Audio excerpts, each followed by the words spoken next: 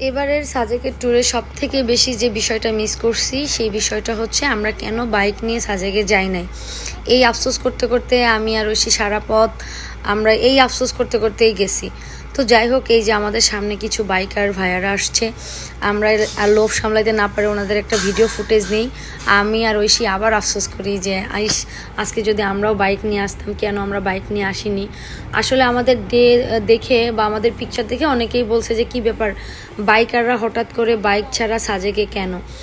আমরাও অনেক বেশি আফসোস করছি যে আমরা বাইক ছাড়া কেন সাজেকে আসছি, কারণ সাজেকের রাস্তায় বাইক ছাড়া যাওয়া একদমই বৃথা। সাজেকের যদি অ্যাকচুয়ালি ভিউ কেউ নিতে চান বা নেওয়ার ইচ্ছা থাকে তাহলে বাইক ছাড়া আসলে মজা নেই, এটা একমাত্র বাইকাররা ছাড়া কেউ বুঝবে না। তো যাই হোক, আমাদের বাইক না নেওয়ার কয়েকটা স্পেসিফিক রিজনের মধ্যে হচ্ছে 1 তারিখে আমাদের সাজেক যাওয়ার ডেট, আবার 1 তারিখে আমাদের বাসা চেঞ্জ করার ডেট। তো যাই হোক, এই কিছু মিলায় আমরা আমাদের বাইক নিতে পারিনি। আর আমাদের একদিন আগে 30 তারিখে নরিন আপু, হেলেন আপু গেছে। যাই হোক, ওনাদের সাথে আমাদের মাঝপথে দেখা। নরিন আপু তো বলতেছে তোমরা বাইক ছাড়া কেন সাজেকে আসছো।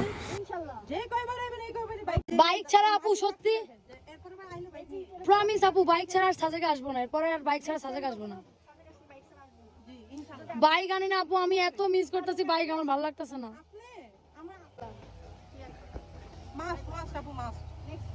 নেক্সট ইনশাল্লাহ বাইকই হবে, বাইকে খেলা হবে।